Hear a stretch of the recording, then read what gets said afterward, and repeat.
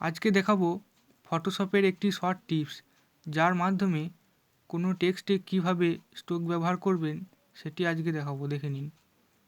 দেখতে পাচ্ছেন এখানে একটি কম্পিউটার টেক্সট লিখে রেখেছি। এরপর এখানে চলে যাবেন স্ট্রোক,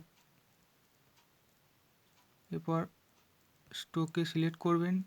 এরপর এখান থেকে দেখতে পাচ্ছেন অলরেডি লেখাটি স্ট্রোক ব্যবহার হয়ে গেছে। এখান থেকে কালার আছে, কালারটি যে কোনো একটি কালার চুজ করে নেবেন। এখান থেকে ওকে করে দেবেন। এখান থেকে সাইজটি ছোট বড় করে নিতে পারবেন।